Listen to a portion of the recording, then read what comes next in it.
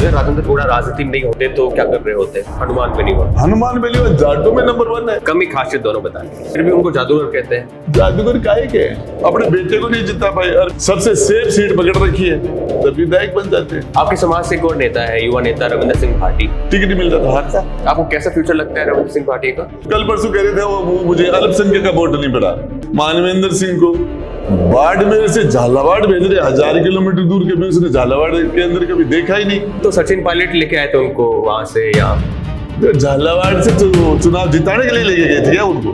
जब वसुंधरा जी सीएम थे तब वो नेता वसुंधरा जी के सामने फाइट करते थे, राजस्थान के नेता थे। उन्होंने मुझे बताया कि एक बार नरेंद्र मोदी से वो मिले थे, तो नरेंद्र मोदी जी ने कहा ये महिला मेरी जिंदगी में कभी मेरी पसंद रही नहीं। आप पहले बार एक मंच पर साथ नजर आए, हनुमान बेनीवाल, राजेंद्र गौड़ा। जैसे बाड़मेर में लोकसभा चुनाव हुआ, रविंद्र सिंह भाटी और उमेदराम बेनीवाल चुनाव लड़ रहे थे, तो वो वहां पर जाट राजपूत हो गया था। आप अब कहां से तैयारी कर रहे हो? कौन सी विधानसभा, कौन सी लोकसभा की? कोई बच्चा बच्ची यहाँ रुक गए, बहन भाई बता के, उसका भी मुकदमा अशोक गहलोत लगाया था मेरे पिपाड़ थाने में। मेरे लगाया था मुकदमा, बोले घर से भगे राजन उठा के बंगले में रुके थे। आप कभी भजनलाल जी से मिले हो? मुख्यमंत्री जो है बोलना कुछ और चाह रहे होते, निकल कुछ और जाता है। मेरी नजर के अंदर बेईमानी में कमीनापन कह दो वो तो कम है। राजस्थान में कोई नेता आज तक ऐसा पैदा नहीं हुआ जिसने प्रधानमंत्री बनने के बारे में सोचा हो। आप सोचते हो उस लेवल तक विजन है आपका? मैं तो राजस्थान में मैं हूँ। अशोक गहलोत गोटीबाज है, कौन सी नस को कहां से दबाना है इसका मास्टर। नेता का मतलब है कि जिसके कहने से 10-5 हजार वोट इधर से उधर हो जाए और हारने वाला कैंडिडेट जीत जाए है। कौन से 5 लीडर है राजस्थान में ऐसे? राजेंद्र राठौर से कैसे रिश्ते हैं आपके? मुकेश बाकर जी की शादी थी, उसमें दिया कुमारी कुर्सी ला रहे थे लेकिन नीचे बैठी जमीन पर। देखिए साहब ये एक्टिंग है। ये मतलब आप रियल ऐसे ही हो या आप बनते हो, एक्टिंग करते हो? सचिन पायलट को ये पता नहीं चलता असली और नकली का। सचिन पायलट को प्रताप सिंह अपनी खाल की जूती बना के पहना देता, उसका कर्जा नहीं उतार सकता। कैसे हो दोस्तों, मैं हूं आपके साथ मनीष गौड़ और आज हमारे साथ बढ़िया से बातचीत करने के लिए राजेंद्र गौड़ा है। बेबाकी के लिए जाने जाते हैं। जय माता दी सर। जय माता दी। कैसे हो आप? बस क्लास, आप कैसे हो? मैं बस बढ़िया। गौड़ा साहब अभी क्या है कि जिम में थे और कसरत कर रहे थे, फिटनेस को लेकर बहुत ध्यान रखते हैं। हाइट अच्छी खासी है, पर्सनालिटी भी ठीक है, तो जिम रेगुलर जा रहे हो आप? नहीं, जब टाइम मिलता है तब करता हूँ कोशिश। सुबह दिन मतलब रात का पसीना निकालने की कोशिश करता हूँ। बढ़िया। तो राजनीति में बहुत कुछ चल रहा है अभी, और ताजा अभी देखे तो मुकेश बाकर की शादी काफी चर्चा में रही। आप गए थे? उसका निमंत्रण था, मैं नहीं जा पाया कुछ कारणवश। हाँ। अच्छा, तो पहला सवाल की स्टेप बाय स्टेप बात करते हैं कि अगर राजेंद्र गौड़ा राजनीति में नहीं होते तो क्या कर रहे होते? विधि में राजनीति में नहीं होता तो कहीं फार्म हाउस पर बैठ के बहुत एक अच्छी शानदार जिंदगी जी रहा होता, बैठ के, जहाँ घोड़े हो, चाहे गाय हो, जहाँ कुत्ते हो, जहाँ दोस्त हो, मिलना जुलना, ये सामाजिक लाइफ तो मेरी रहती थी। और अब मतलब राजनीति में आना चाह रहे थे या एक्सीडेंटल राजनीति में आए? ऐसा संयोग बन गया था कि मैं डायरेक्ट राजनीति में नहीं आना चाह रहा था, लेकिन बाद में मुझे आना पड़ा। सहयोग बना? संयोग। अच्छा, आप मंत्री रहे हो और चुनाव भी लड़ा है रिसेंटली, झुंझुनू का लड़ा था और अच्छे खासे वोट भी आपने लिए थे। तो आगे भविष्य में कांग्रेस पार्टी के साथ, भाजपा के साथ, या फिर निर्दलीय तीसरा मोर्चा राजनीति कैसे करने चाहते हो? भाजपा के साथ का तो कोई मतलब नहीं है। देखिए, भाजपा जिस तरह की राजनीति करती है, चाहे वो हिंदू मुसलमान के नाम है, चाहे मंदिर मस्जिद है, हिंदुस्तान पाकिस्तान है, और ये इसके अलावा जो मुद्दे हैं जनता के, उनसे उनको कोई लेना देना ही नहीं है।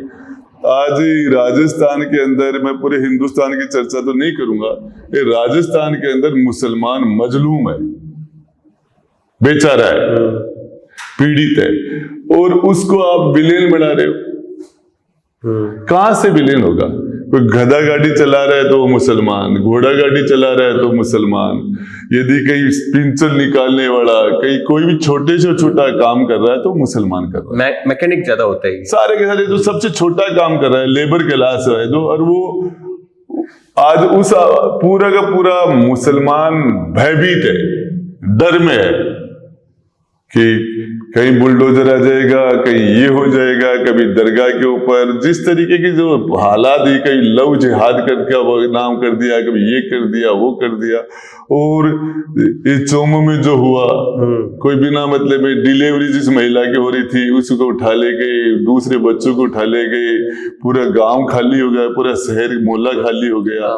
और जिस तरीके से घरों पर बुलडोजर भेज देते हैं, हार्डोती के अंदर जो कर रखा है, तो ये यहाँ के सामाजिक जो गंगा जमुना जो हमारी कल्चर थी, जो हमारा ताना बाना था, तहजीब जो हमारी तहजीब थी, इसका पूरा तान तहस नहस कर दिया।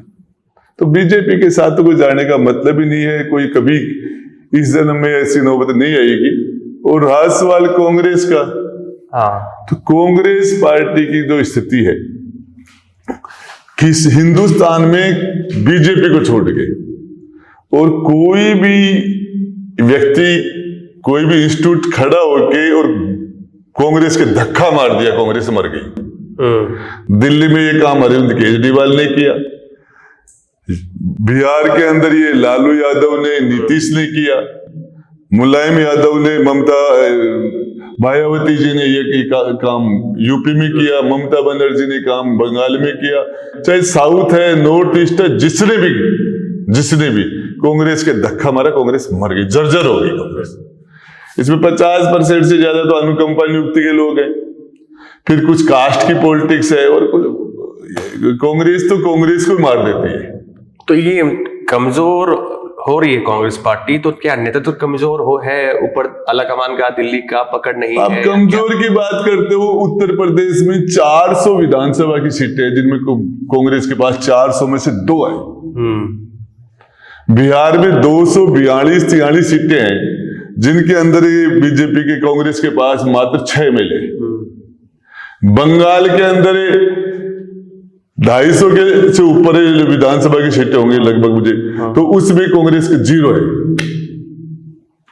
महाराष्ट्र में इसके पास 16 सीट है, दिल्ली में ये 0 है।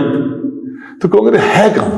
मतलब आंकड़े पूरे आपने फिट कर रखे हैं। फिट कर, तो ये आपके सामने है, 70 में से 0। और राजस्थान आप देख रहे हो तो 90 के बाद में, 1990 के बाद में 8 आम चुनाव हुए हैं, 8, जिनमें कांग्रेस की मेजोरिटी की सरकार 8 में से 1 बार आई है, 1 बार।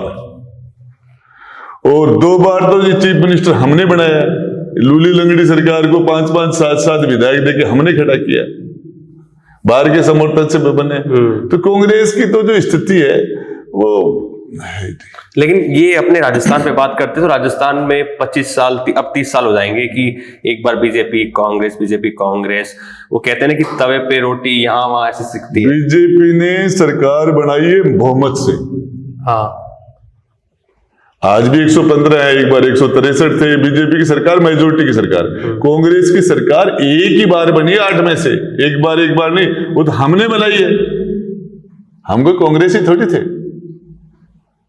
ये बसपा से आ गई, थोड़े बाहर से आ गए, ये आके मिला के 10-20 से 2 लोगों ने मिलकर इनकी मेजोरिटी की थी। इसके पास मेजोरिटी कब थी?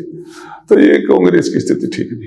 आप अब क्या मतलब आने वाले समय में तीसरा मोर्चा अलग अपना देखिए, हालात अलग अलग है। अशोक गहलोत तो कभी सरकार न तो बना पाए न कभी रिपीट कर पाए, ये तो लायबिलिटी है कांग्रेस की। सोनिया गांधी ने इस पर, गहलोत जी के ऊपर बहुत ज्यादा विश्वास किया और बहुत ज्यादा इनको जिस लेवल पर 3 बार चीफ, 3 में ये 2018 में, 2008 में, 18 में 3 बार चीफ मिनिस्टर बनाया। 3 बार इन्होंने, इनका रिजल्ट है 0। और ये 18 के बाद भी अब 2023 में तो कहा था कि मैं हर हालत में सरकार बना के दूंगा, आप मुझे फ्री हैंड देना। अब इन्होंने फ्री हैंड भी लिया, सारी टिकटें यही, जिसकी टिकट काटनी थी काटी, जिसको देनी थी दी। फिर रिजल्ट क्या रहा? ये आपको बताऊं कि राजस्थान, सर फिर भी उनको जादूगर कहते हैं। जादूगर काहे के हैं? आप मुझे एक बात बता ला, आप 25 सीटों में से लोकसभा में अपने बेटे को सबसे सेफ सीट पर चुनाव 2 बार लड़ाया, 4.5 लाख वोटों से तो हारे जोधपुर में। और जालोर के अंदर जो कैंडिडेट था जालोर मिल के सामने, उसके घर में मोटरसाइकिल नहीं थी। हाँ। उसकी वाइफ नरेगा में काम करती थी।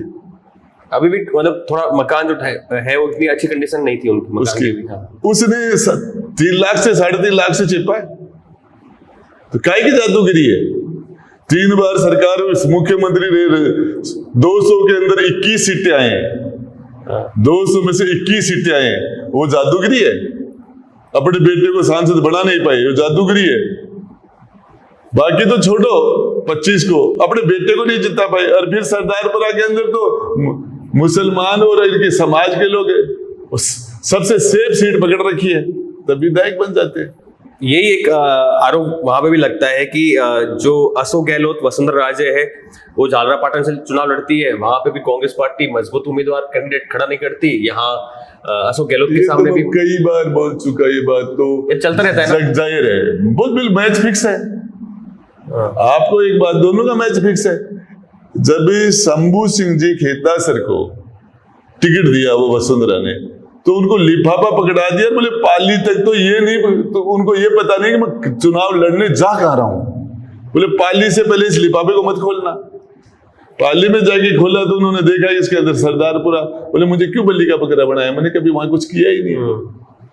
तो ये सीटें यूं पकड़ाते, अशोक जी गहलोत को वसुंधरा जी सीट पकड़ाती थी, मानवेंद्र सिंह को बाड़मेर से झालावाड़ भेज रहे, 1000 किलोमीटर दूर, कभी उसने झालावाड़ के अंदर कभी देखा ही नहीं, एबीसीडी नहीं जानते। उसमें तो सचिन पायलट लेके आए थे उनको वहां से यहाँ, तो झालावाड़ से चुनाव जिताने के लिए लेके गए थे क्या उनको?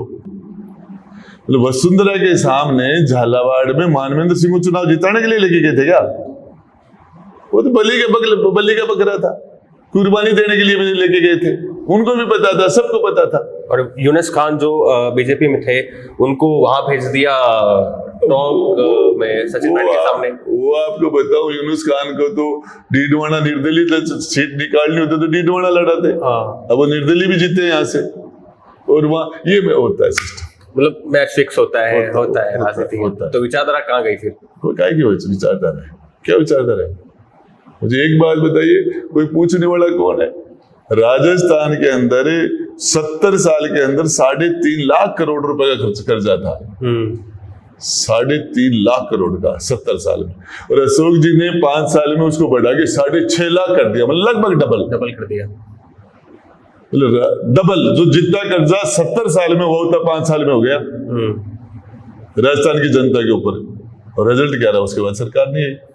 फिर आप बेरोजगार तो यूं ही बैठा है, नौजवान आरपीसी का बेड़ा गर्क कर दिया, रोज पेपर आउट करते हैं, रोज जिसको थानादार बनाना है, जिसको आरएस बनाना है, जिसको इंटरव्यू के अंदर लिस्ट जाती थी मुख्यमंत्री के यहाँ से, गहलोत जी के यहाँ संजय सूत्री के लिस्ट जाती थी, वही उनका सिलेक्शन होता था, फिक्स था। आप क्या मानते हो कि आप जो ये बोलते हो, आप अंदर खाने की बात और डरते नहीं हो, दिल की बात जुबान पे आ जाती है, बाकी नेता सोच समझ से बोलते हैं, तो आपको क्या लगता है इसका फायदा होता है या नुकसान होता है राजनीति? देखिए, जज्बाती होना या फिर कोई व्यापारी थोड़ी है जो माइनस से प्लस से निकाले। जो गलत हो रहा है तो बोलिए आप। मंत्रिमंडल की मीटिंग थी, मेरी तो लास्ट मीटिंग थी, सारे विधायक सारे मंत्री 150 सीट दे रहे थे, मैंने कहा हारोगे तुम? सबके सामने बोला, सबके सामने मुझे पूछा, सारे 150 सीटें दे रहे थे सारे मंत्री। रंधावा बैठा था वहां, प्रभारी मंत्री, एरी प्रदेश अध्यक्ष डोटासरा, ये भी बैठे थे, वहीं सीएम थे। तो मुझे उस टाइम वो सुखराम बिश्नोई मेरे पास ही बैठे थे, बाहर तो मैं खिलाफ बोल ही रहा था उस टाइम में। तो उन्होंने कहा क्या बोलेगा वो सुन लेना। मैंने कहा तुम हारोगे, मैंने मीटिंग में कहा था तुम हारोगे। बोले क्यों? मैंने नौजवान है तुम्हें छिपाएगा। तो आरपीसी का बेड़ा गर्क कर दिया, रोज पेपर आउट हो रहे हैं। आपने बेरोजगार, शिक्षित बेरोजगार के लिए किया क्या है? उसे नहीं चेपा, अभी भी वही चेपेगा। एक और सवाल पूछता हूँ आपसे कि अगर आपको जयपुर से कहीं जाना है, मान लो कन्याकुमारी जाना है, एक गाड़ी है बड़ी फॉर्च्यूनर या एंडेवर, उसमें 3 नेता रहे, सचिन पायलट, वसुंधरा राजे, अशोक गहलोत, तो उसमें से मतलब क्या बातचीत होगी और ड्राइवर किसको बनाओगे कि चलो आप चलाओ गाड़ी? उसमें मैं हूँगा उस गाड़ी के अंदर। आप 4 जने हो, वसुंधरा राजे, सचिन पायलट, अशोक गहलोत और राजेंद्र गौड़ा। ड्राइवर किसको बनाएंगे? मतलब ऐसे क्या बातचीत होगी, कौन गाड़ी चलाएगा? देखिए इस मामले के अंदर अशोक जी तो मैंने आपको उनको बारे में बता ही चुका आपको। वसुंधरा जी का टाइम मेरे हिसाब से खत्म हो चुका, और वसुंधरा जी को तो इस राजनीति में उनको सल्टाने के हिसाब से, राजनीति में उनकी किनारे करने के लिए भाजपा ने बहुत तपस्या की है। ओम बिरला का कभी लोकसभा स्पीकर बनने का कभी उनका उसका कद नहीं था, लेकिन वसुंधरा जी को डाउन करना था, इसलिए ओम बिरला लोकसभा स्पीकर बने। गजेंद्र सिंह कभी मैं जानता हूं वो कद नहीं था गजेंद्र सिंह का, वो कैबिनेट पहली बार में कैबिनेट मंत्री बन जाए इस लेवल पर, लेकिन एक राजपूत लीडर को ऊपर चढ़ाना था, इसलिए गजेंद्र सिंह को जो जंप मिला वो वसुंधरा जी की वजह से मिला, गजेंद्र सिंह शेखावत को। इस दिया का जो नंबर आया वो भी इसीलिए आया था कि ये वो एक महारानी रानी राज परिवार उसको तो ये भी उसी को डैमेज करने के लिए चढ़ाया गया इसको। तो ये सतीश पूनिया भी उसी श्रेणी में आ जाते हैं, जो चाहे घनश्याम जी तिवारी भी उसी में आ जाते हैं, जो वसुंधरा के खिलाफ थे, वसुंधरा के टाइम में प्रताड़ित रहे, उन लोगों को चढ़ाया। तो ये सारा क्यों किया? वसुंधरा को डाउन करने के लिए। अब वसुंधरा को तो मौका देने का मतलब कहां से? अब एक तस्वीर वायरल हो रही थी कि वसुंधरा राजे अभी प्रधानमंत्री नरेंद्र मोदी से मिली है। देखिए वो मिलना जुलना तो पार्टी में चलता रहता है, आपस में गीला शिकवा वो अलग बात है, वो पार्टी का अंदरूनी मामला। और कुछ पत्रकार ऐसे कि वापस क्या मुख्यमंत्री बनेगी, मुख्यमंत्री मुझे कुछ चलाते रहते। बीजेपी के एक वरिष्ठ नेता ने, वरिष्ठतम नेता ने, जब वसुंधरा जी सीएम थे तब वो नेता वसुंधरा जी के सामने फाइट करते थे, राजस्थान के नेता थे। उन्होंने मुझे बताया कि एक बार नरेंद्र मोदी से वो मिले थे, ठीक है, वसुंधरा को लेकर। तो नरेंद्र मोदी जी ने कहा ये महिला मेरी जिंदगी में कभी मेरी पसंद रही नहीं, मेरी लाइकिंग में ये महिला कभी है ही नहीं। अच्छा, अब उस नेता का नाम नहीं लेना चाह रहा, नाम नहीं ले रहे हो, वजह क्या बताइए मोदी जी? अब वो जो भी रहा, लेकिन नरेंद्र मोदी ने कहा था कि ये महिला मेरी कभी पसंद, मेरी लाइकिंग की लिस्ट में कभी रही नहीं। ये था।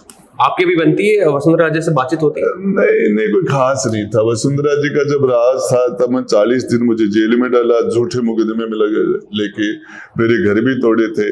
और वसुंधरा जी का जो आज के भ्रष्टाचार के मामले के अंदर, भ्रष्टाचार वसुंधरा जी के ऊपर भैरू सिंह जी ने जो आरोप लगाए थे, कैलाश मेघवाल ने जो आरोप लगाए थे, उस टाइम बड़े बड़े नेताओं के आरोप झूठे थोड़ी थे।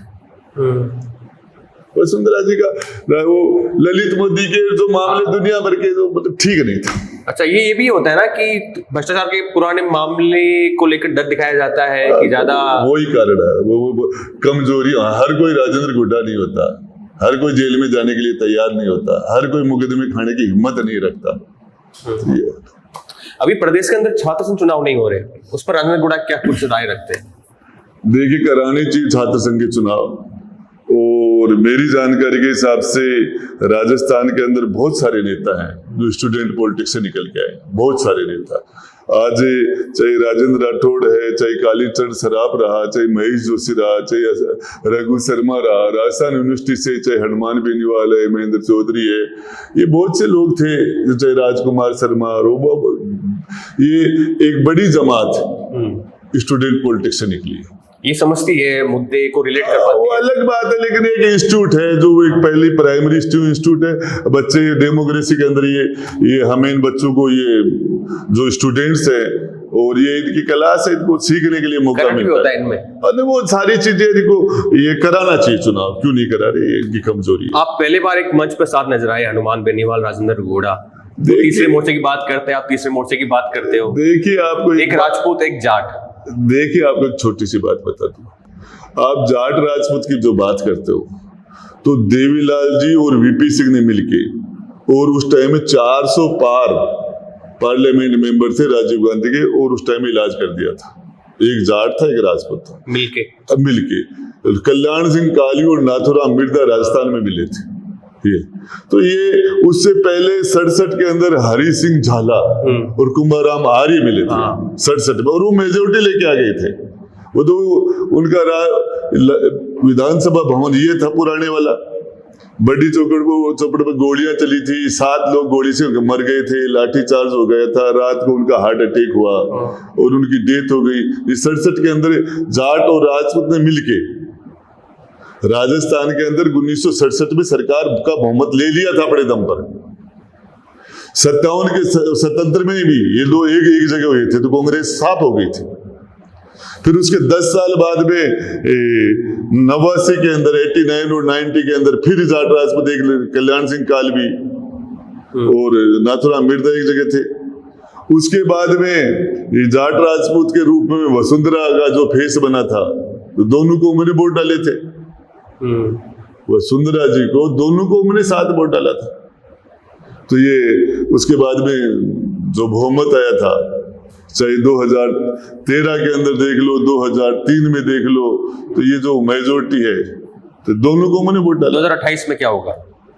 आप और हनुमान बेनीवाल साथ आएंगे? देख, हनुमान बेनीवाल की अपनी राजनीति है, अपनी राजनीति है। वो अपने वो खीमसर से विधायक बने, चुनाव जीते हैं, चुनाव हारे भी हैं और वो जाट मेजोरिटी सीट भी है। खीमसर 17,000 वोट जाट समाज के, तो वो चुनाव वहां जीत गए। और लोकसभा के अंदर वो एक बार भाजपा के समर्थन से सांसद बने, अब कांग्रेस के समर्थन से सांसद हैं। उनकी पार्टी है, वो काम कर रहे हैं अपने लेवल पर। आपका क्या मानना है? आप मतलब जो होता है वो बोलते हो, आप ये मानते हो ना कि जातिगत बहुत कुछ मैटर करता है, समीकरण मैटर करते हैं राजनीति में, बजाय मुद्दे गौण हो जाते हैं? फिर देखिए, आपको एक बात बताऊं, पार्टियां है ही नहीं, सिर्फ जाति है। अच्छा, आप यदि पार्टी हो तो खेतड़ी के अंदर नॉन गुजर लड़ा दो बीजेपी कांग्रेस, क्या स्टैंड करेंगी? क्या सूरजगढ़ में, झुंझुनू में, मंडा में, लक्ष्मणगढ़ में, खंडेला में और ये आपके नागौर के अंदर 5 सीट में बता दूंगा, यहाँ पर नॉन जाट लड़ा दो आप। यहाँ पे शेरगढ़ के अंदर, शिव के अंदर भाजपा के लोग, शेरगढ़ के अंदर ले लो, कोलायत ले लो, जोटवाड़ा ले लो, और ये जो ये सीटें हैं इनके ऊपर नॉन राजपूत लड़ा के बता दो। अब बेरोड के अंदर नॉन यादव लड़ा के बता दो। तो मीणू की सीटें हैं, कुछ यादवों की सीटें हैं, कुछ गुजरों की सीटें, सारे समीकरण पार्टी है कहाँ? पार्टी नहीं है। सारे के सारे लोकसभा का चुनाव हो चाहे विधानसभा का चुनाव हो, सारे कास्ट बेस पर तो क्या करते हैं, बैठ के समीकरण तो सेट करते हैं। चुनाव डेवलपमेंट का नहीं है रास्ता। लेकिन कोई युवा चलो राजनीति मानना चाहता है तो ये सब चीजें देखता है, तो वो तो ये सोचता है भाई जाति को साथ लेके चलना पड़ेगा। जैसे बाड़मेर में लोकसभा चुनाव हुआ, रविंद्र सिंह भाटी और उमेदराम बेनीवाल चुनाव लड़ रहे थे, तो वो वहां पर जाट राजपूत हो गया था। देखिए, मैं बताऊं आपको, ये जाति इजी अप्रोच है। आदमी अपनी जब दूसरे आपकी पकड़ नहीं है लोगों में, आपकी सीधे टच नहीं है, आप लोगों से जुड़ाव में नहीं हो। आपको मैं बताना चाह रहा हूं, मेरे 10 से 15 हजार से ज्यादा राजपूतों के वोट पोल नहीं होते। और मेरे सामने राजपूत चुनाव लड़ रहा था कांग्रेस का 2008 में, और एक्स एमएलए वीरेंद्र प्रताप सिंह जी, वो हमारे ठाकुर साहब है वहां, वो भी चुनाव लड़ रहे थे। और 60, 70 हजार वोट जाट और माड़ी के हैं। मैं चुनाव जीत के आया था ना, हमने 3 भी जीता, 8 भी जीता और 18 भी जीता। अब कोई 2-3 हजार वोटों का फर्क रहा है। अभी जो मैंने झुंझुनू में चुनाव लड़ा है, मेरी सीट थोड़ी थी, मेरे पास पार्टी थोड़ी थी, लेकिन मुसलमान ने मुझे 25,000 से ऊपर वोट डाला है। वहां पे एक डायलॉग भी सुनने को मिल रहा था कि गुड़ा थारो भाई लो, विधानसभा में जाए लो। वो लोग है जो मुस्लिम मतदाता भी, मतलब ठीक है, मुसलमानों ने मुझे 70% वोट डाला, कांग्रेस को छोड़ के डाला। मेरी कॉन्स्टिट्यूंसी नहीं थी, मेरी कॉन्स्टिट्यूंसी थोड़ी झुंझुनू में, पहली बार गया था मैं तो। और आप देखो, अभी नरेश ने चुनाव लड़ा अंता में, बीजेपी के हमारे 128 वोटों का फर्क है मात्र।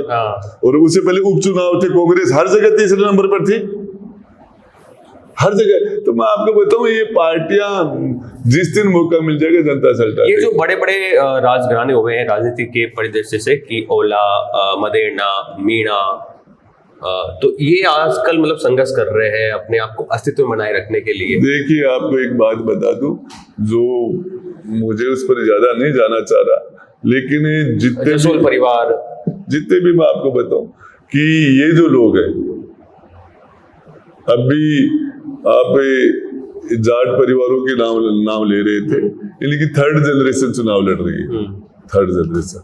और यही स्थितियां हैं इधर। आज इस मंत्रिमंडल के अंदर जो बैठे हैं, ये गजेंद्र सिंह हेल्थ मिनिस्टर है, क्या लेना देना है इसका? गजेंद्र सिंह का राजपूत समाज से क्या लेना देना है? इधर ये दिया है, ये हमारे नेता नहीं है, ये राजा महाराजा, ये हमारे लीडर नहीं है, आम राजपूत को रिप्रेजेंट नहीं करते। ये इनकी भाषा हमारी भाषा एक नहीं है, इनका कल्चर हमारा कल्चर एक नहीं है। ये तो अंग्रेज हैं, ये तो पूरे के पूरे अंग्रेज हैं। इनको तो अय्यासी और सारे चीजें, इनके रीति रिवाज हमसे नहीं मिलते। हम मिडिल क्लास राजपूत जो है, उनका आम राजपूत है, उसका इनसे न हमारे कभी इनको शादी में, विवाह में, किसी फंक्शन में इनका इनविटेशन हमारे आम राजपूत के पास नहीं होता, आम राजपूत इनको नहीं बुलाता। तो हमारे नेता थोड़ी है, इसकी कीमत बीजेपी को चुकानी पड़ेगी। अब बीजेपी ने ये जो जिस तरह का राजपूत मंत्रिमंडल के अंदर एक भी आदमी ऐसा नहीं है। राजपूत को रिप्रेजेंट कौन करता है? आज राजेंद्र राठौड़ करता है। अभी एक तस्वीर वायरल हुई थी, कांग्रेस बीजेपी के तमाम जो राजपूत समाज के लीडर्स थे, वो एक साथ बैठे हुए कुछ मीटिंग कर रहे थे। तो आप तमाम किसको मानते हो राजपूत लीडर? आज आपको बता दूं, पुष्पेंद्र सिंह बाली है, वो 6-7 बार के विधायक है। वो एक लेवल पर अपने 3-4 जिलों के अंदर अपने लोगों को रिप्रेजेंट करते हैं। ये हमारे पोखरण से है प्रतापपुरी जी, महंतपुरी, तो वो उन्होंने नशा मुक्ति में पक्ष में राजस्थान में जम के काम किया, नशा मुक्ति के लिए लोगों में काम किया है। जहां जैसलमेर है, बाड़मेर है, जोधपुर है, बीकानेर है, उस बेल्ट के अंदर उनका प्रभाव है। तो राजपूत समाज को रिप्रेजेंट करने वाले बाबू सिंह हो सकता है, प्रतापपुरी जी हो सकते हैं, राजेंद्र राठौड़ है, ये पुष्पेंद्र सिंह जी हैं, ये जो लोग हैं, ये राजपूत समाज को रिप्रेजेंट करने वाले लोग हैं। ये क्या आप बता रहे हो? राजेंद्र राठौड़ 35 साल तक विधायक रहे, लगातार 35 साल तक, और फिर अब हार गए चुनाव। देखिए, यहाँ पे वो जातिगत वाला ही वो फैक्टर। ये आप बताओ, इंदिरा गांधी चुनाव नहीं हारी थी। डॉक्टर अंबेडकर कितने चुनाव जीते थे? हारे थे वो तो। उनको तो राज्यसभा में विपक्ष ने भेजा था, कांग्रेस ने थोड़ी भेजा था। बोले ये यदि कोई अंबेडकर को मानने वाले लोग हैं, अंबेडकर को जानने वाले लोग हैं, तो कांग्रेस की तरफ मुंह ही नहीं करे। जिस जगह लोग अंबेडकर को जान गए, तो कांग्रेस की तरफ मुंह ही नहीं करते। बोले कभी राष्ट्रपिता महात्मा गांधी को अंबेडकर ने कभी महात्मा नहीं कहा, उसको मोहनचंद करमचंद ही बोलते थे वो तो। बोले लीडर के काय का लीडर है? बोले डीलर है, मेरे साथ तो डील ही करता है। बीबीसी में इंटरव्यू दिया है, 1956 में बीबीसी को इंटरव्यू दिया है डॉक्टर अंबेडकर का। अरे ये बोले जब अंबेडकर को कांग्रेस ने क्या बात कर दो, नेहरू जी ने भी हिंदुस्तान का सर्वोच्च सम्मान भारत रत्न खुद को जीते जी देते हैं। और न नेहरू जी, न शास्त्री जी, न इंदिरा जी, न मुरारजी देसाई, न राजीव गांधी, किसी ने भी डॉक्टर भीमराव अंबेडकर से बड़ा कोई आदमी था जिस भारत रत्न का हकदार है? विश्वनाथ प्रताप सिंह ने किया ये काम, उनको भारत रत्न देने का ये काम एकमात्र जो किया वो क्षत्रिय थे, राजपूत थे। उन्होंने उनकी जयंती की छुट्टी कराने का काम किया। पार्लियामेंट के सेंट्रल हॉल में अंबेडकरवादियों की मांग थी कि इनका चित्र यहाँ पार्लियामेंट में लगाओ, नहीं लगाया, वीपी सिंह ने लगाया। वीपी सिंह ने 11 महीने में जो काम किए, ये एट्रोसिटी का मुकदमा, इसकी इन्वेस्टिगेशन हेड कांस्टेबल करता था। उन्होंने वो ये नियम भी उन्होंने बनाया कि डीवाईएसपी से नीचा अधिकारी इसकी इन्वेस्टिगेशन नहीं करेगा। ये जो योग्य अभ्यर्थी नहीं मिला और उसके बाद में दूसरे से वो पद भर दिए जाते थे SC/ST के, वो भी उन्होंने किया। 11 महीने में जो सामाजिक ताना बाना जो चाहिए ओबीसी को लागू, मंडल कमीशन लागू किस लिए किया? 11 महीने में वीपी सिंह, यदि वीपी सिंह 5 साल रह जाते, हिंदुस्तान में सब कुछ बदल देते, वो सब कुछ बदल देते। मुसलमान को गृह मंत्री बना दिया, रैपिड एक्शन फोर्स उन्होंने बनाई, जिसमें आधे मुसलमान होंगे, आधे हिंदू होंगे, और जहां भी राइट्स होंगे, दंगे होंगे, वहां ये फोर्स लगेगी। तो उसके बाद वो ये लोगों ने उनको हटा दिया। किसने हटाया? यदि सामाजिक परिवर्तन की बातें करते हैं, सबको अधिकार देने की बात करते हैं, कांग्रेस कहाँ थी? जब वीपी सिंह सामाजिक परिवर्तन का काम कर रहा था तो कांग्रेस ने क्यों उसको हटाया? परिवर्तन करने देते। बीजेपी ने उनसे समर्थन वापस ले लिया था, फिर चंद्रशेखर को बैठाया, उसको हटा दिया था। तो ये ऊपर की राजनीति मेरे भाई। अभी जो बीजेपी ने जिसके परंपरागत वोट बैंक राजपूत, ब्राह्मण, बनिया, कायस्थ ये माना जाता है, जो यूजीसी वाला अभी बखेड़ा चल रहा था, इस पर राजेंद्र गुड़ा क्या कुछ राय रखते हैं, सोचते हैं? देखिए, मैं आपको बताऊं, भाजपा ने मेरी जानकारी के हिसाब से सिर्फ मेन मुद्दे जो जनहित से जुड़े थे उनको गौण किया है। अभी आप यूजीसी की बात कर रहे हैं, इससे पहले मैं आपको उसका जवाब बाद में दूंगा। बाड़मेर के अंदर, जैसलमेर के अंदर जो भूमि का नियम है, इतनी भूमि से ज्यादा किसी के पास होगी वो क्रीमी लेयर में आएगा। उसमें जमीन में कुछ होता ही नहीं है, बारिश होती नहीं है। 100 बीघा जमीन है लेकिन उनको अर्निंग है ना 5,000 रुपए की नहीं है।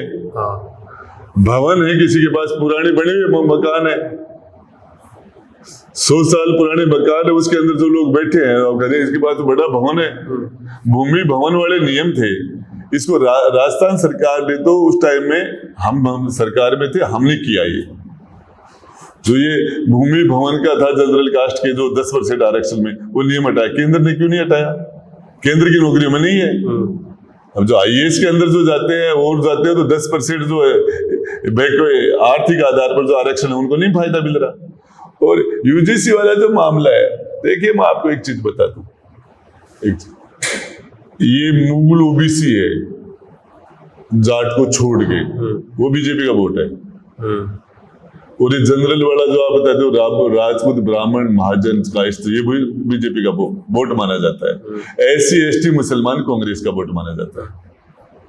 लेकिन आप हमारे झुंझुनू, सीकर, चूरू, नागौर, जैसलमेर, बाड़मेर, पाली, ये सारे लोकसभा की सीटों में तो दोनों तरफ से कैंडिडेट जाट आते हैं। हाँ, दोनों बीजेपी कैंडिडेट भी जाट है। तो एक घोड़ा है, वो घोड़ा है एससी एसटी मुसलमान, दूसरा घोड़ा है जनरल और मूल ओबीसी। दोनों घोड़ों पर बैठ तो जाट ही रहा है। दोनों घोड़ों पर बैठ कौन रहा है? राइडिंग कौन कर रहा है? जाट कर रहा है। तो इस मामले के अंदर ये अपनी सुविधा के हिसाब से, अब जब वोट जो है वो तो सभी के हैं, किसी भी कॉन्स्टिट्यूंसी के अंदर एक जाति के वोट थोड़ी है। दोनों टिकटें उनके पास है, और दोनों टिकटें उनके पास है तो रविंद्र को 6 लाख वोट पड़ गए। उससे पहले जसवंत सिंह जसवल लड़े थे, उनको भी 5 निर्दलीय 5 लाख वोट पड़ गए थे। ये राजकुमार शर्मा लड़े, हम लड़े, जो चुनाव लड़े थे, अभिषेक महर्षि लड़ा, सभी 2-2.5 लाख वोट सभी ले जाते हैं। कोई भी लड़ दो, वो जो इन दोनों को नहीं देना चाह रहा वो वोट डाल जाता है। तो इसमें यूजीसी वाले मामले में इनको सोचना चाहिए। भाई आज आप जनरल को, आप गलत मानते हो इसको? हम गलत मानते हैं। भाई जनरल कास्ट है, इस मामले के अंदर ही आप रिजर्वेशन के जो मापदंड है, अब मैं नहीं कहना चाह रहा, बहुत सी चीजें आज एसटी के अंदर है। ये सपेरा है, गुमंतु जाति नहीं है। ये गार्डियल लोहार गुमंतु जाति नहीं है। बंजारा, ये जो बोफा जो सारंगी वाले हैं, ये गुमंतु में नहीं आते। ये बंजारे हैं, ये गुमंतु, ये एसटी नहीं होने चाहिए थे। कहां पटका इनको? ऐसी 20 जातियों की लिस्ट देता हूं जिसको आपने कहां डाल दिया। मीणा और मीणा भी अलग होते हैं, वो अलग चीज है, उसका भी एक अलग खेल है, वो वहां नहीं जा रहा। लेकिन आपने इनको कहां पटक दिया? ये ओबीसी के अंदर जाट के साथ कंपटीशन कर लेगा ये सपेरा, ये गार्डियल वार जाट कौम के साथ कंपटीशन कर लेगा। ओबीसी में इनको डाल दिया, ये एसटी में होने चाहिए थे।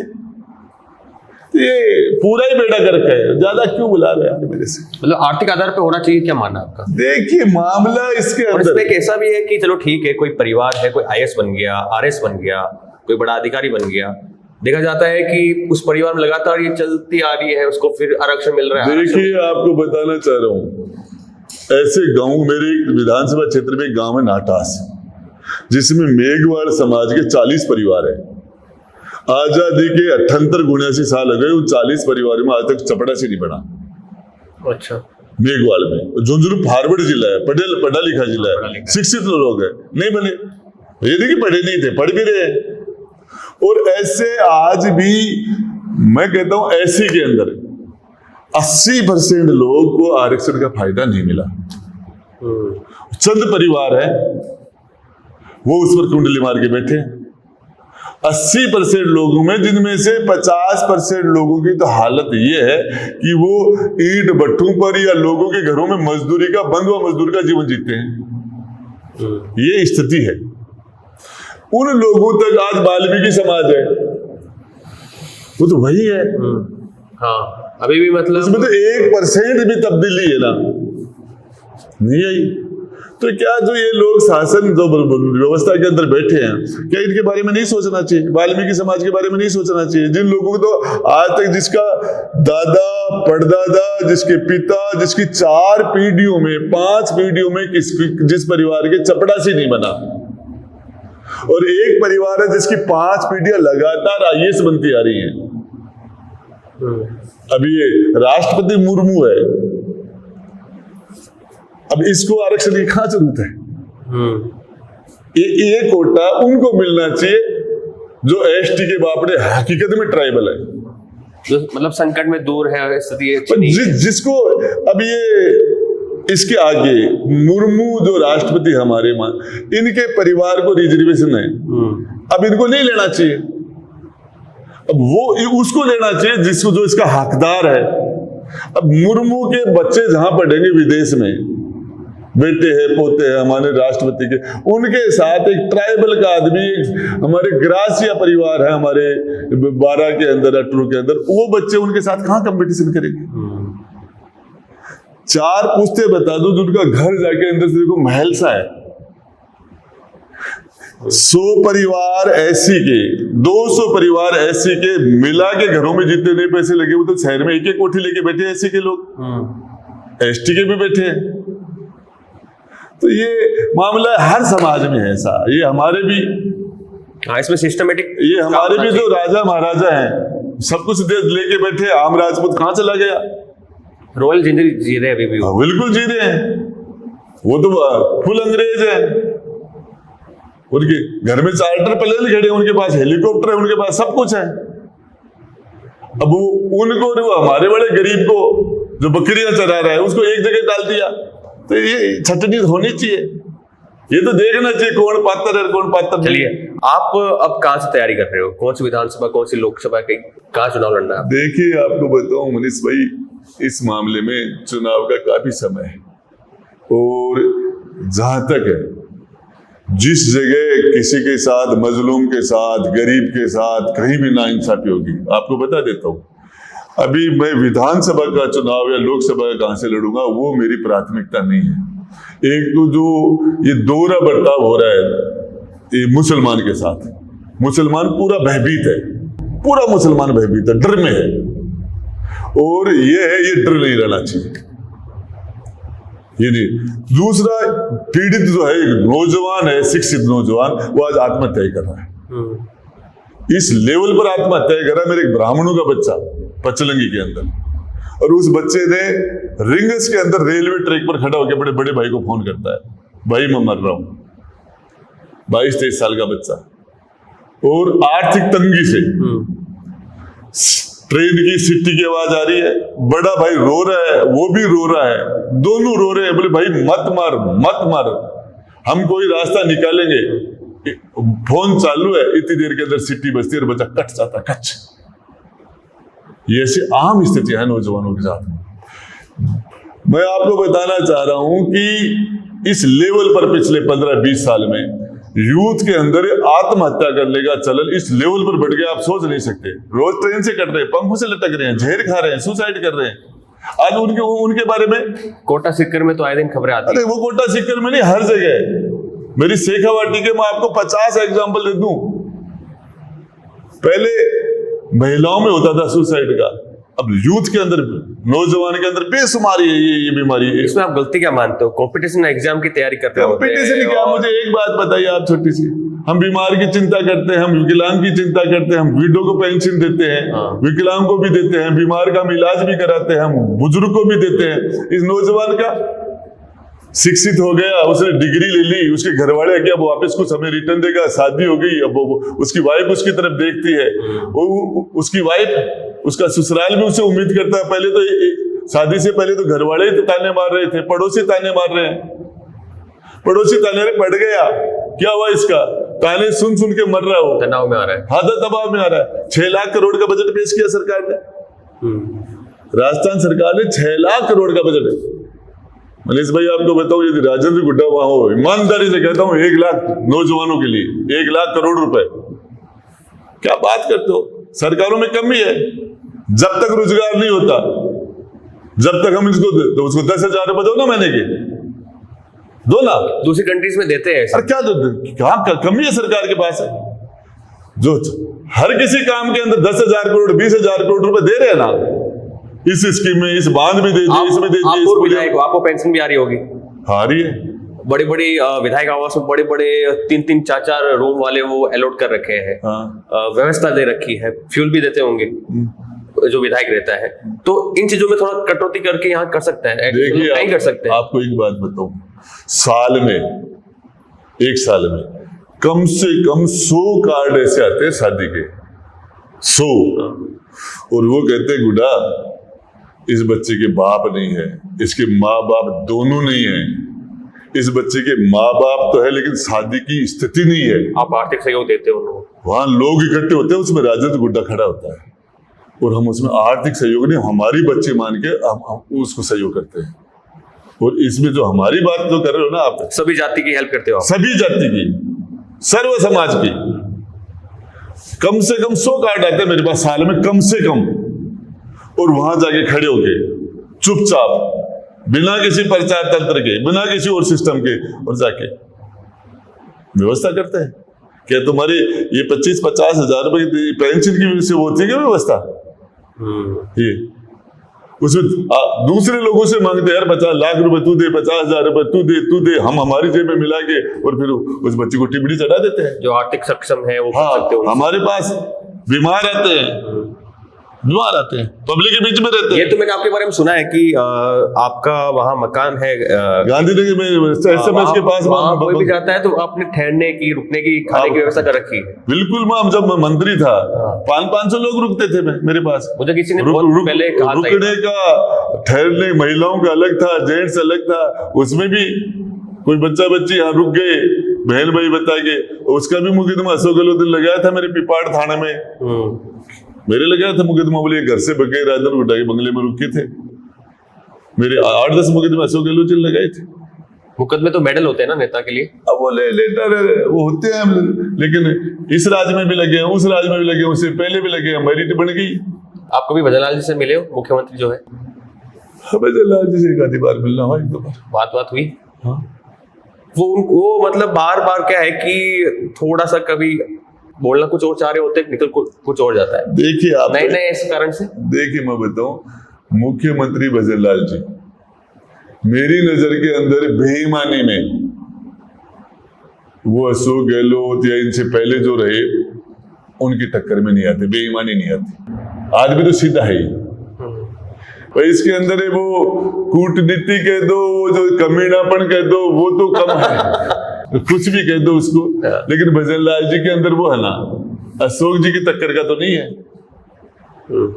वो जो है तो आदमी तो सीधा है ही, लेकिन तकदीर का धनी है। 2 बार मानसून अच्छा आया, राजस्थान की सबसे बड़ी प्रॉब्लम पानी की थी, और ये भगवान इंद्र मेहरबान रहा कि पानी की समस्या है ही नहीं। जो 10-10 साल से, 15 साल से जो ट्यूबवेल सूख गए थे, उनमें पानी हो गया, ये हो गया।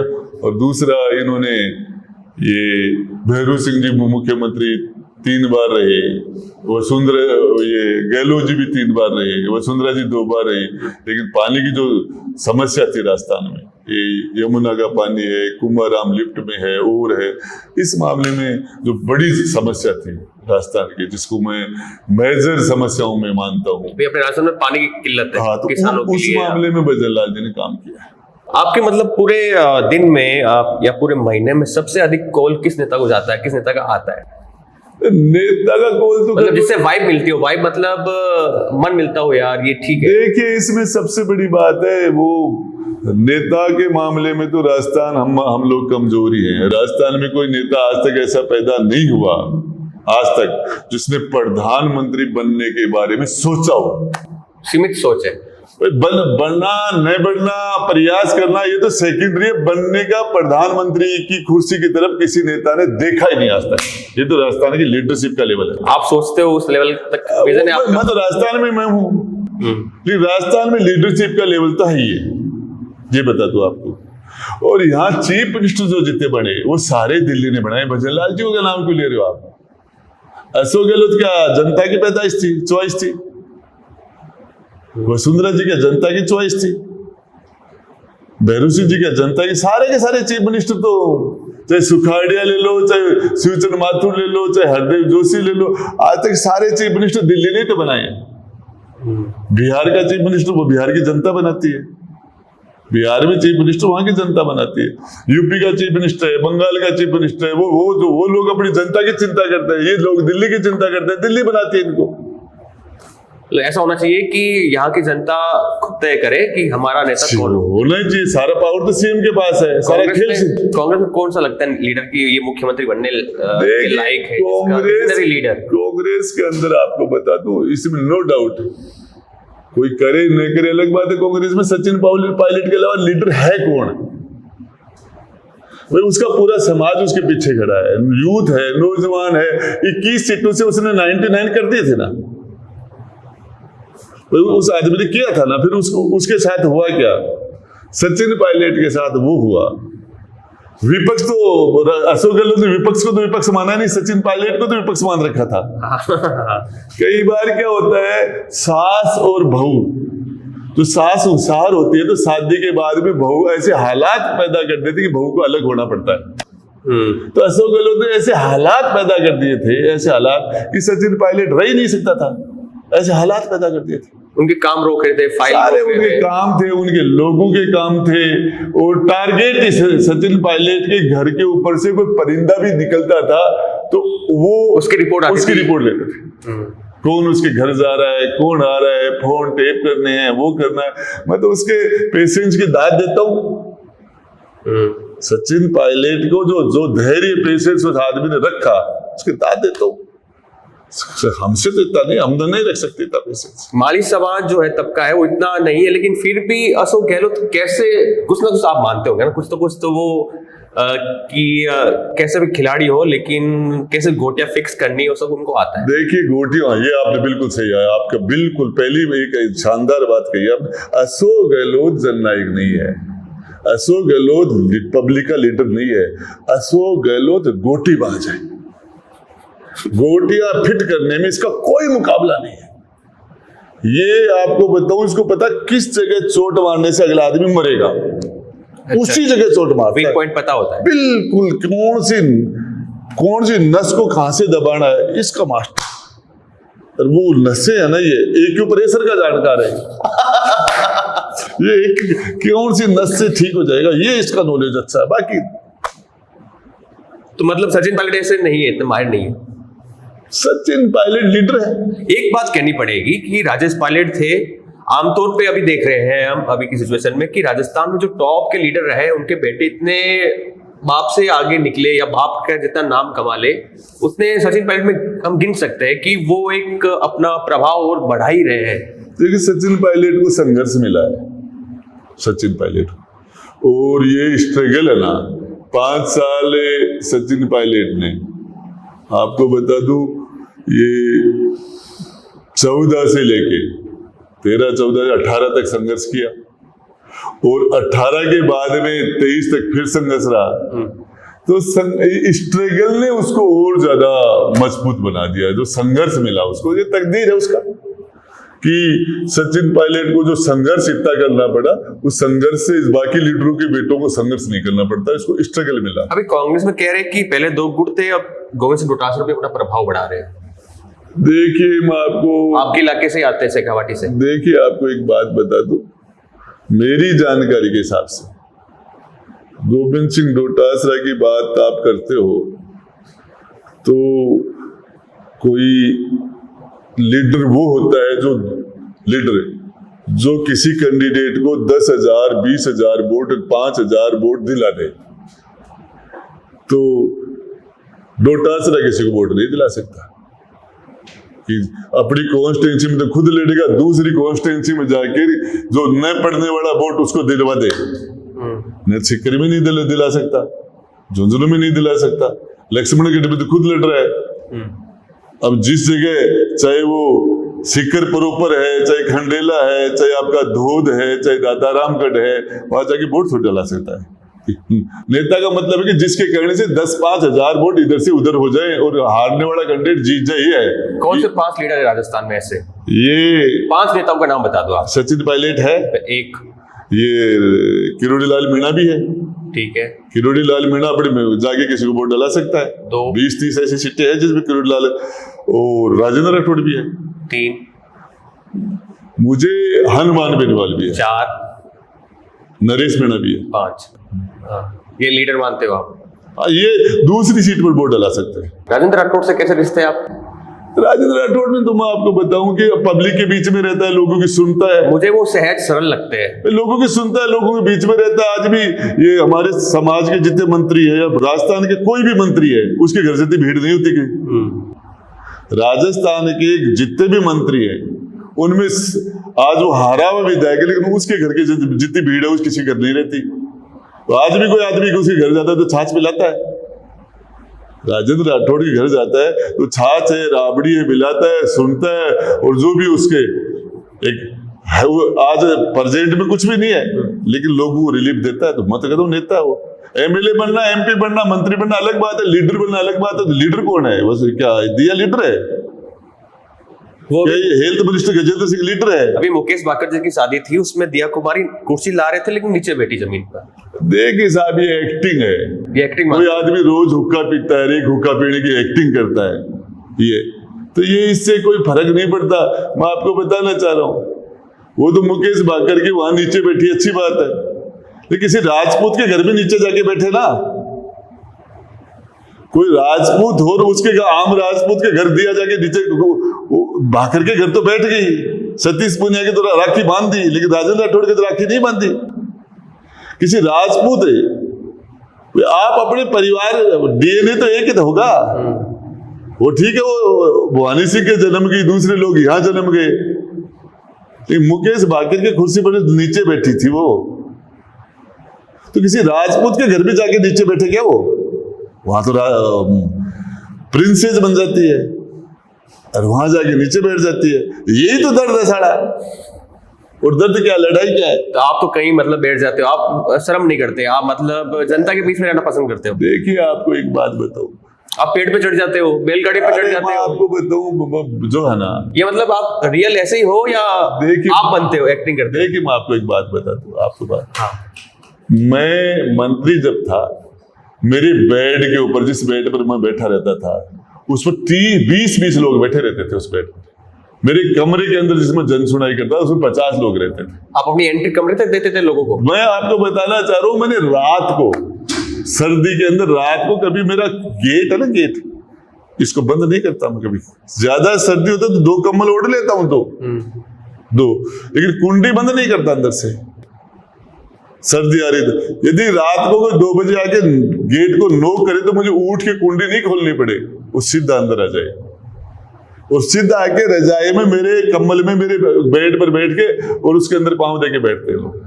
आपको बुरा नहीं लगता था? काय का बुरा लगता है? आमतौर पे थोड़ा सा क्या है, अरे उन्हीं लोगों ने तो बनाया था, उन्हीं लोगों ने पावर दी थी। हमारी आपको बात ईगो आ जाता है नेताओं में। ये ईगो, इसीलिए मरते हैं।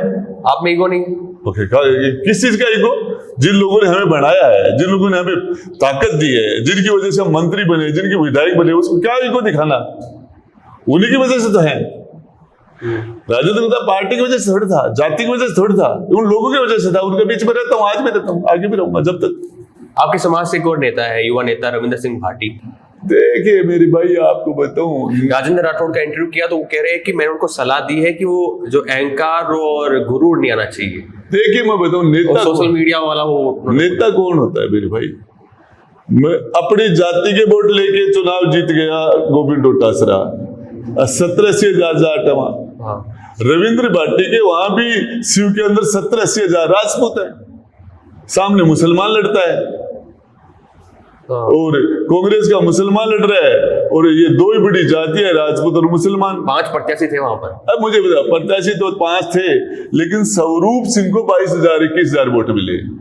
राजपूतों ने वोट डाला एक जगह और मुसलमान ने वोट डाला 2 जगह, वो बंट गए। मुसलमान के दोनों कैंडिडेट के अमीन खान के 65,000 वोट थे और वो इनके सामने था 2-3 हजार वोटों का इनका फर्क था। तो मुसलमान का वोट 2 जगह हुआ, राजपूत का वोट 1 जगह हुआ। टिकट मिलता तो हारता भाटी। हाँ, अच्छा हुआ कि टिकट नहीं मिला। मैं तो कहता हूँ टिकट मिलता तो, यदि टिकट मिलता है इनको तो वो सामने समीकरण, चुनाव डेवलप विकास के नहीं होते, चुनाव समीकरण के, समीकरण बन गया, मैनेजमेंट करना होता है। आज चुनाव जीतना किसका था? सुरेंद्र राठौड़ गंगानगर का था, 36,000 वोटों से चुनाव जीता था। राजपूत समाज के वोट 2,000 नहीं थे, वो था चुनाव जीतना। चुनाव जीतना भरत सिंह कुंदनपुर का था, तो राजपूतों के वोट 4,000 नहीं, उसके बाद वो चुनाव जीत के आते थे। ये सारे समाज को अपने उनको लीडर माने, हर समाज का वोट पड़े और उनके फेस पर बड़े लीडर तो वो होता है आपकी जाति। अभी बुरा लगा, अभी विधानसभा में पता है क्या चल रहा है? जाट के लिए तो आप तेवर छोड़ के गए हो, हरीश चौधरी कह रहे हैं। रविंद्र सिंह भाटी इनडायरेक्टली कह रहे हैं कि तेवर खत्म हो जाते पता नहीं लगता, हमने कहीं तेवर ऐसा कुछ कहा है उन्होंने। तो ये अब विधानसभा के अंदर आप जाति की बात कर रहे हो, मतलब एक मन में आता है कि क्या हो रहा है? चुनाव के अंदर आपको एक बात बताऊं, सबसे बड़ी बात जो है ना, ये मंडल कमीशन है, मंडल कमीशन। और इसमें जो ओबीसी का जो रिजर्वेशन है, क्या कुम्हार को उसका हक मिल रहा है? क्या दर्जी को, नाई को, सुंदार को, कलाल को, तेली को, धोबी को उनका हक मिल रहा है? मिल रहा है? उस पर बात तो उस पर करनी चाहिए ना। हरीश चौधरी को बड़ा दिल दिखा के और ये कहना चाहिए कि मेरा समाज है वो सक्षम है। हरीश चौधरी जी को ये कहना चाहिए कि मेरा समाज सक्षम है, और ये जो लोग वंचित रह गए, कुम्हार है, नाई है, दर्जी है, सुंदार है, ये जो सारे के सारे, मणियार है, तेली है, कलाल है, कुरेसी है, ये जो सारे लोग, इनको इनका हक नहीं मिल रहा। और हम इस ओबीसी का डिवीजन करते हैं, जो उत्तर प्रदेश के अंदर है, जो हरियाणा के अंदर भी, कई स्टेटों ने डिवीजन कर रखा है, इसका डिवीजन करते हैं। इसके अंदर जो लोग सक्षम है वो अलग क्लास, और जिनको अभी तक हक नहीं मिला उनको अलग। तो हरीश जी की बात समझ में आती है? क्या बात बोल सकते हैं बात हरीश चौधरी? हरीश चौधरी ये बात बोल सकते हैं कि जिन ओबीसी का जो जाति है, जिनको 1% भी फायदा नहीं मिला, उनके बारे में क्यों नहीं बोलते? जाट राजपूत काहे की पुरानी कहानी होगी, कहां लेके जा रहे हो आप? बोलिए ना उसके लिए। उनको उसका हक कौन खा रहा है? उनका हक कौन खा रहा है? उनके जिला प्रमुख कौन बन रहे हैं? उनके प्रधान कौन बन रहे हैं? उनके सरपंच कौन बन रहे हैं? उनके आईएएस और आईपीएस और उनके थानेदार, तहसीलदार कौन बन रहे हैं? क्या कुमार समाज के बन रहे हैं? क्या गुर्जर समाज का आंदोलन 72 लोग क्यों मरे? सैनी समाज को क्या मिल रहा है? क्या माड़ी समाज को उसका हक मिल रहा है क्या? तो ये इस मामले के अंदर इससे बड़ी डकैती क्या होगी? ओबीसी के ऊपर जो डाका डाला था, इससे बड़ी रोबरी है कोई? हरीश चौधरी को जवाब देना चाहिए इस मामले में। रविंद्र भाटी विधानसभा में क्यों नहीं बोलता ये बात? बोलने वाली बात तो ये है। आपको कैसा फ्यूचर लगता है रविंद्र सिंह भाटी का? अब यार ठीक है, वो राजपूत बाहुल्य सीटें हैं, आप लोकसभा का चुनाव अच्छा लड़ा। अरे मुझे एक बात सुनो, वो कल परसों कह रहे थे वो मुझे अल्पसंख्यक का वोट नहीं पड़ा। हाँ, वो बात मुझे भी गलत लगी। वो कह रहे मुझे अल्पसंख्यक का वोट नहीं पड़ा, तो आप उनका वोट लो ना। वो थोड़ी मैच्योरिटी की राजनीति नहीं। आप बीजेपी का तो चूड़ा पहनते हो, अल्पसंख्यक का वोट मांगते हो। आप वहां मुसलमान को जोड़ के चलो ना, क्यों साइड कर रखा? वहां 3-4 लाख वोट इनको क्यों मिल रहे हैं? उस वोट को अपनी तरफ करो, क्यों हारोगे चुनाव? उस वोट को जोड़ लो अपनी तरफ। मुझे वोट नहीं मिलता अल्पसंख्यक का। मैं आपको बताऊं, फ्यूचर अच्छा है, नौजवान है, राजपूत बाहुल्य क्षेत्र है, जैसलमेर है, बाड़मेर है, आपका जोधपुर है, वो सीटें विपक्ष में राजस्थान में राजपूत प्रभावशाली हैं, तो वो लीडर को सपोर्ट कास्ट का मिलता है, उसका मिलेगा। चलो, ये पॉडकास्ट और लंबा हो जाएगा, कुछ और ये सवाल पूछता हूँ, उस पर आप एक अच्छी बात और एक कमी वाली बता दीजिएगा। अशोक गहलोत की अच्छी बात और कमी क्या है? ये अशोक गहलोत की मजबूत नेताओं को मारना, जो मजबूत लीडर है उनको पसंद नहीं करता, कमजोर हैं जो बिल्कुल आधारहीन लोग हैं उनको पसंद करता है। ये दूसरा, अशोक गहलोत का जो सिस्टम है ना, सोनिया गांधी से कौन मिलेगा कौन नहीं मिलेगा, पिछले 30 साल से फैसला यही कर रहे हैं, इसको मिल ही नहीं सकता। 10 लोगों का घेरा हुआ, 10 लोगों को सेट कर रखा है। कितनी अप्रोच है वहां तक? अप्रोच है बिल्कुल। धीरज श्रीवास्तव को बैठा रखा था एक्चुअली, भाई राजस्थान का आर्यस था, वहां क्यों बैठा रखा था उसको? सारा पूरा गेम फिक्स। अशोक गहलोत तो मैं आपको बताऊं, मैं तो ये कहता हूं सैनी समाज का वोट तो मैक्सिमम बीजेपी का वोट रहा है। कांग्रेस ने क्यों ढोया इसको? इसका समाज इनको नहीं मानता और कोई नहीं मानते, इनको लीडर थोड़ी है, बस गोटी फिट करते हैं। सचिन पायलट की कमी और खासियत? सचिन पायलट की खासियत तो है वो यूथ भी है, अच्छा वक्ता भी है। और कमी क्या मानते हो आप? काफी सालों से राजनीति कर रहे हो और ईमानदारी से जवाब देना। लोगों के ऊपर विश्वास कर लिया, उन लोगों ने उनके साथ धोखा किया। सचिन पायलट लोगों के जल्दी विश्वास कर लेते हैं। अच्छा। ये और उसको सचिन पायलट को ये पता नहीं चलता असली और नकली का। जो सारे के सारे लोग उनको जो उसके साथ साहिब ये प्रमोद जैन भाया था, ये प्रताप सिंह खाचरियास था, 20 नाम और बता दूंगा आपको जिन्होंने सचिन पायलट को धोखा दिया। टिकट भी उन्होंने दिलाया, मंत्री भी उन्होंने बुलाया, और उन्होंने उसकी इधर की बातें इधर की बातें उधर, उसकी कब्र खोद दी। जयपुर का जिलाध्यक्ष भी प्रताप सिंह खाचरियास को सारा कैबिनेट मंत्री बनाना, सारा काम करना। अशोक गहलोत तो कभी प्रताप सिंह खाचरियास को इस जन्म में कभी अशोक गहलोत के हाथ में सिस्टम हो, प्रताप सिंह का गवर्नर से ओथ लेके बता देना मुझे। अशोक गहलोत प्रताप सिंह को से नफरत करता है और सचिन पायलट उससे प्यार करता था, उसके लिए अड़ा था। कभी राजस्थान के अंदर विश्वासघात क्यों किया? देखिए, मेरी नजर में नहीं करना चाहिए था। कम से कम है ना, सचिन पायलट को प्रताप सिंह अपनी खाल की जूती बना के पहना देता, उसका कर्जा नहीं उतार सकता। और ये कम से कम एक राजपूत का ये धर्म नहीं होता कि जिसने उसके लिए सब कुछ किया, उसके लिए कहता है लेकर में घूमता था जब मैं यूनिवर्सिटी प्रेसिडेंट बन गया था। ये बयान था उनका। ये एक राजपूत का ये कैरेक्टर नहीं हो सकता। और यदि है, मेरी समझ के अंदर ये उन्होंने गलत किया। नरेश मीणा भावुक आदमी है, फाइटर है। और नरेश मीणा को ये सारे जितने भी मीणा ने देता है, चाहे बीजेपी को हो चाहे कांग्रेस को, सारे उससे थ्रेट महसूस करते हैं कि ये हमारे लिए खतरा बन जाएगा। किरोड़ी लाल मीणा भी सभी करते हैं, नहीं चाहते कि आगे बढ़े। अब ये उनको कहीं ना कहीं थ्रेट लग रहा है, वो सारे के सारे, जबकि इस लड़के को आगे बढ़ाना चाहिए। ये उनके लिए थ्रेट नहीं है, लेकिन वो मानते हैं। ये उनकी विरासत को और आगे बढ़ाएगा। अब मैं एक ना एक दिन सबको रिटायरमेंट होना ही है, एक दिन आना ही है सबको, कोई दूसरा उसकी जगह लेगा। आप कब तक रोक दोगे किसी को? हनुमान बेनीवाल जाटों में नंबर 1 है। कमी खासियत दोनों बता दीजिए। देखिए, हनुमान बेनीवाल मेहनती है, और मेहनती भी है और फाइटर भी है हनुमान बेनीवाल। और वो भी मेरी तरह थोड़ा गुस्सा भी आता है उसको, थोड़ा सा ये कमी है। थोड़ा सा गुस्से में कोई ऐसी बातें बोल जाता है।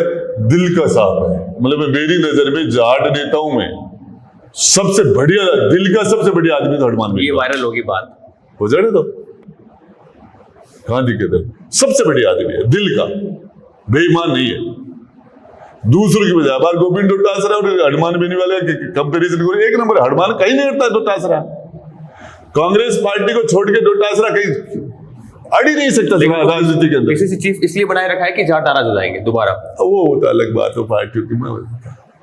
रविंद्र सिंह भाटी को बताया कि वो राजपूत कॉन्स्टिट्यूंसी अच्छी सीट है, उम्र है, काम करे तो अच्छा है, करना चाहिए। लोगों के साथ, लोगों का विश्वास जीते, सर्व समाज का, अल्पसंख्यकों को साथ लेना चाहिए। राजेंद्र राठौड़ राजस्थान में नेता है, 200 विधानसभा के सोशल इंजीनियरिंग को समझता है। यदि कोई एक नेता है राजस्थान के अंदर, कोई एक नेता है जिसको राजस्थान के 200 विधानसभाओं की समझ है, तो उसका नाम राजेंद्र राठौड़ है। गजेंद्र सिंह शेखावत कृपा पात्र नेता है, हाला कमान की, कृपा पात्र,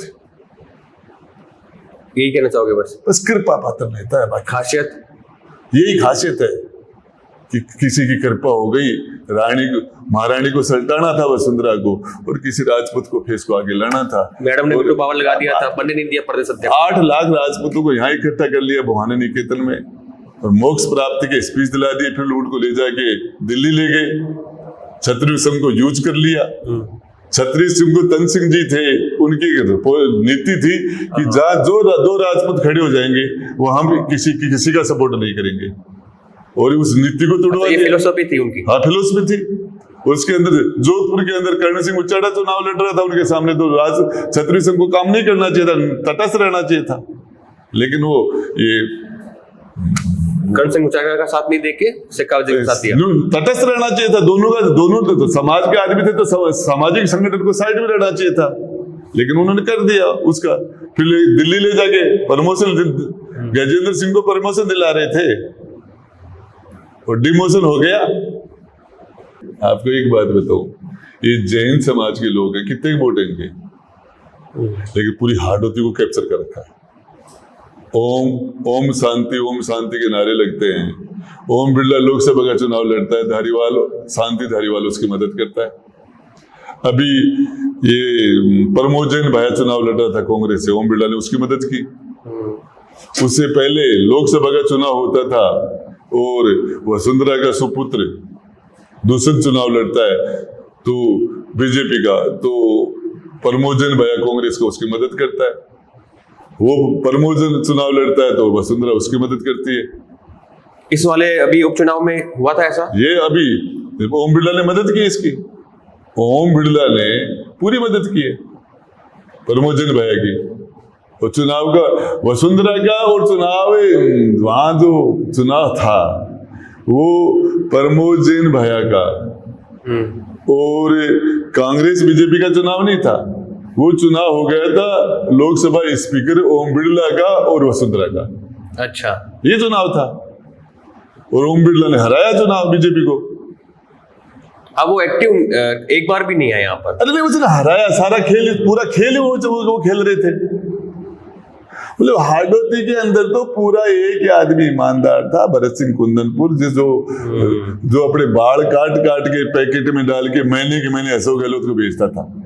अच्छा, सर के बाल काट के महीने के पैकेट में डाल के अशोक गहलोत को बेचता था, और अशोक गहलोत ने इस करप्शन को सीधा सपोर्ट किया। ये प्रमोद जैन जो बजरी का जो काम करता था, अशोक गहलोत को पैसे देता था ये, और आज वो काम अब बिरला डायरेक्ट करने लग गया। नरेश ये लड़ाई लड़ भी रहा है बेचारा, संघर्ष भी कर रहा है, लड़ाई अच्छा लड़ रहे हैं वो, लड़ रहा है ना। 3 विधानसभा सीटों पर चुनाव लड़ना हो, इतने वोट लेके वो नहीं, ये भ्रष्टाचार वाली लड़ाई में लड़ रहा है ओम बिरला के खिलाफ। वो जो ये बजरी का करप्शन कर रहा है उसमें लड़ रहा है वो। खैर, ये वीडियो और लंबा हो जाएगा।